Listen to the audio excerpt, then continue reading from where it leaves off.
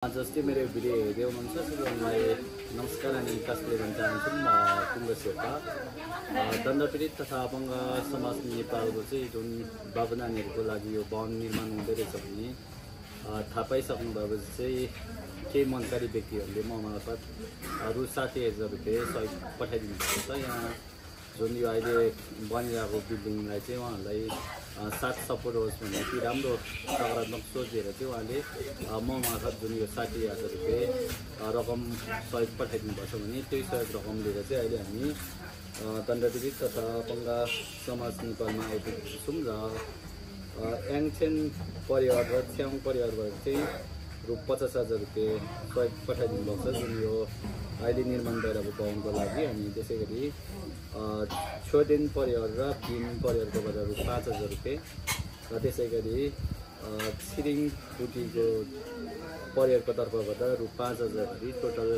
रु 60,000 रुपियाँ सहयोग पठाइदिनु भएको छ।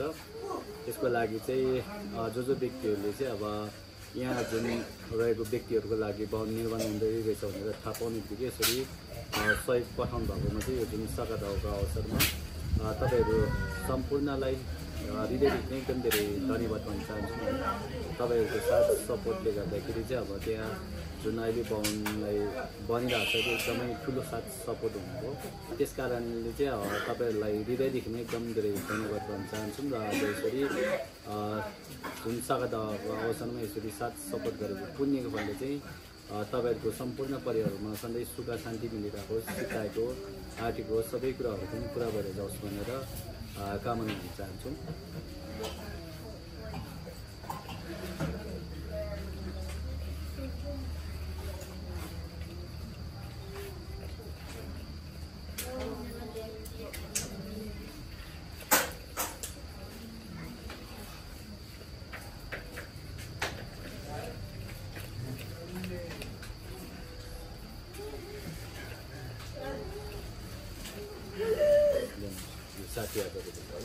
यो चाहिँ अहिले भवनको लागि टिकट गरिन्छ।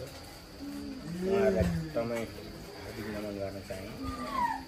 याङछेन शेर्पा फ्यामिली सबैको ठेगाना स्वयं नै हुनुपर्छ मेरो विचारमा। छ्याङ फ्यामिली मार्फत रु 50,000, छोडेन फ्यामिली र भीम फ्यामिली मार्फत रु 5,000, छिरिङ मार्फत रु 5,000 बहिनीहरूको घरका लागि हाम्रो आदरणीय जुम्मा साहबको भिडियो हेरेर उहाँ मार्फत नै प्राप्त भएको छ। हिजो अस्ति मात्रै उहाँले नि सहयोग उहाँले नै आफैले सहयोग गरेर गइसक्नु भएको छ। उहाँले भिडियो बनाउनु भएको थियो। मैले त्यति बेलै भनेको थिएँ यो आदरणीय जुम्मा साहब मार्फत हामीलाई केही सहयोग हुन सक्नेछ भन्ने आशा गरेका थियौँ। नभन्दै मैले जे सोचेँ त्यही भयो। एक दिन दुई दिन फरकमै उहाँले यति सहयोग लिएर आउनु भएको छ। उहाँहरूले एकदम धेरै धेरै धन्यवाद र साकेत बाबाको पनि एकदम शुभकामना र कुङ्गा सर हजुरलाई धेरै धन्यवाद। यसरी नै अब सम्पूर्ण नेपाली दाजुभाइ तथा दिदीबहिनीहरूको साथ सपोर्ट मिलेर चाहिँ अब जुन बनिरहेको भवन चाहिँ चाँडै निर्माण भएर यहाँ रहेको बाबु नानीहरू सुख शान्ति अनि आनन्दसँग बस्नु पाओस् भनेर पनि कामना गर्न चाहन्छु। भने अझै पनि अब धेरै सहयोगको आवश्यकता भएको कारणले गर्दाखेरि कोही व्यक्तिहरू जुन अहिले निर्माण भइरहेको भवनको लागि सहयोग गर्न चाहनुहुन्छ भने चाहिँ हामीले भिडियोमा हाम्रो यो र अथवा सरको कन्ट्याक्ट नम्बर राखिदिएको हुन्छौँ। तपाईँहरूले आफ्नो स्वेच्छाले कसरी सक्नुहुन्छ सहयोग गरिदिनु भनेर रिक्वेस्ट गर्न चाहन्छौँ। भने आज जुन यो रु 60,000 रुपियाँ सहयोग पठाइदिनु भने सम्पूर्ण व्यक्तिहरूलाई पनि हृदयदेखि एकदम धेरै धन्यवाद दिन चाहन्छौँ।